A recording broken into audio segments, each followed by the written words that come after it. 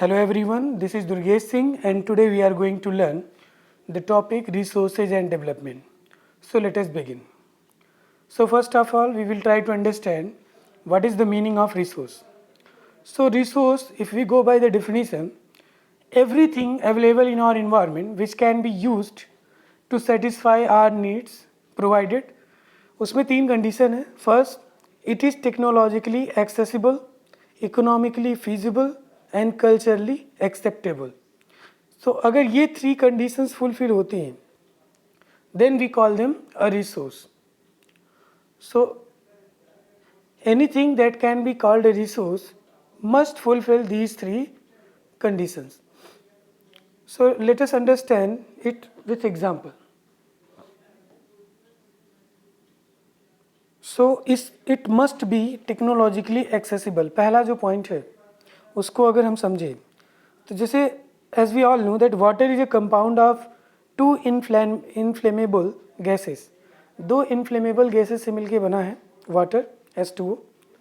पहला है हाइड्रोजन और दूसरा ऑक्सीजन.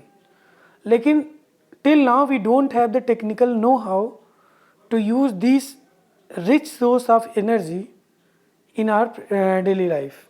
तो अभी तक हमारे पास ऐसी कोई टेक्नोलॉजी नहीं है कि हम ये दो इनफ्लेमेबल गैसेस का यूज एनर्जी के फॉर्म में कर सकें. इससे बहुत ज़्यादा एनर्जी हम प्रोड्यूस कर सकते हैं but we don't have the technical know how. तो ये हमारा जो है वो रिसोर्स नहीं. ये हम सोशल टर्म के बारे में बात कर रहे हैं. इन जनरल अगर हम बताएं आपको रिसोर्स क्या है तो everything by which we are surrounded it is resource. So all the things we see around us is a resource. आपके शूज़ से लेकर आपके लैपटॉप, मोबाइल फ़ोन, आपके घर में फ्रिज, अलमीरा, फ़ैन, टेलीफोन, रेफ्रिजरेटर,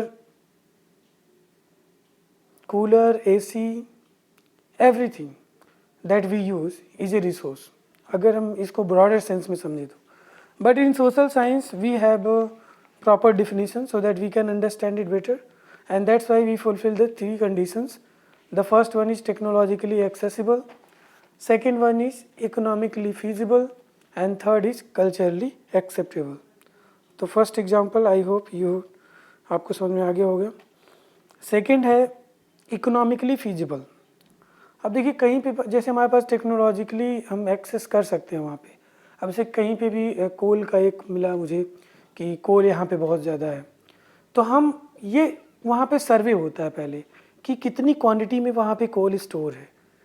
अगर कोल स्टोर है तो उसको हम निकालने जा रहे हैं तो पहले हम सर्वे करते हैं क्वांटिटी को और क्वालिटी को कि किस क्वालिटी का वहाँ पे ये कोल डिपॉजिटेड है. तो अगर मान लीजिए उसकी क्वांटिटी कम है तो हम उसको एक्सट्रैक्ट नहीं करेंगे. रीज़न ये है कि जैसे आपके पास टेक्नोलॉजी तो है बट जितना इन्वेस्टमेंट करके आप वहाँ पे मशीन लगाएंगे और उसको एक्सट्रैक्ट करने की कोशिश करेंगे then you have to sell it in the market.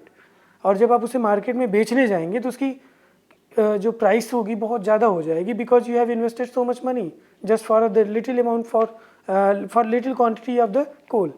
तो जब आप कम चीज़ों के लिए ज़्यादा पैसे खर्च करोगे टू प्रोड्यूस इट तो ऑब्वियसली उसकी कीमत सेलिंग पे ज़्यादा होगी. इसीलिए हम पहले उसको देखते हैं कि वो जो भी हमने जो सर्वे किया ये कोल का डिपॉजिट है, पेट्रोलियम है, तो वो कितनी क्वांटिटी में है. क्या वहाँ पे कंपनियाँ जब इन्वेस्टमेंट करेंगी तो will they be able to get the profit. जितना इन्वेस्टमेंट कर रही हैं क्या उससे उनको प्रॉफिट होगा जब वो उसको एक्सट्रैक्ट करके बेचेंगी, सेल करेंगे तो ये होता है दूसरा इकोनॉमिकली फीजिबल. तो कंपनी पहले ये देखती हैं या गवर्नमेंट पहले ये सर्वे करती है कि यहाँ पे डिपॉजिट जो है उसकी क्वालिटी क्या है और कितनी मात्रा में, चाहे वो पेट्रोल हो, चाहे वो कोल हो, चाहे वो मेटल्स हों, कॉपर है, एल्युमिनियम है, आयरन है. तो इन सबको हम पहले क्वांटिटी सर्वे करते हैं, क्वांटिटी और क्वालिटी, देन कंपनियां इन्वेस्ट करती हैं. तो ये हो गया दूसरा. तीसरा है कल्चरली एक्सेप्टेबल.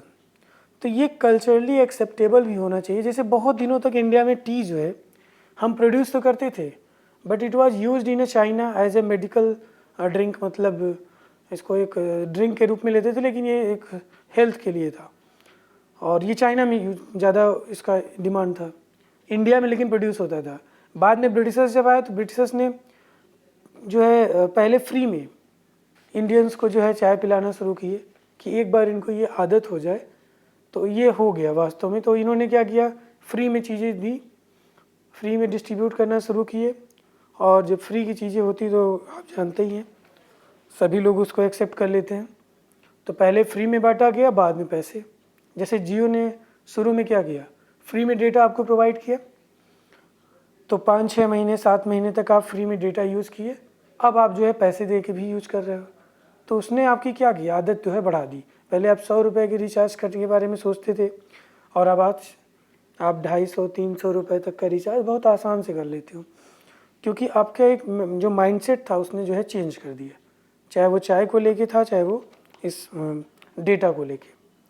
ऐसे ही हमारे इंडिया में आप मैक्सिमम अगर पेरेंट्स से पूछोगे तो वो बताते हैं कि हम अपने बेटे को डॉक्टर, इंजीनियर, पॉलिटिशियन, साइंटिस्ट के बारे में बहुत कम गार्जियन या स्टूडेंट्स होते हैं जो सोचते हैं कि I want to become a scientist. तो हमारे यहाँ जो मैक्सिमम साइंटिस्ट होते हैं, आप देखो वो चले जाते हैं दूसरे कंट्रियों में, स्पेशली इन अमेरिका। आप देखो नासा में सबसे ज़्यादा इंडियन ओरिजिन के साइंटिस्ट हैं, just because of the craze. यहाँ पे क्रेज़ नहीं है उसका, तो एक ये भी कारण है कल्चरली एक्सेप्टेबल। पॉली बैग्स, जो पॉलीथीन हम सब्जी वगैरह या हर जगह जो भी छोटे मोटे जगहों पे आप देखते हो पॉलीथीन का यूज होता है, उसी को बोलते हैं पॉली बैग्स। आप देखो धीरे धीरे इन्वायरमेंट के लिए सही नहीं माना जा रहा है, तो we are just decreasing the use of this poly bag, और एक समय आएगा कि हम इसको बंद कर देंगे। और फिर है फिलामेंट बल्ब।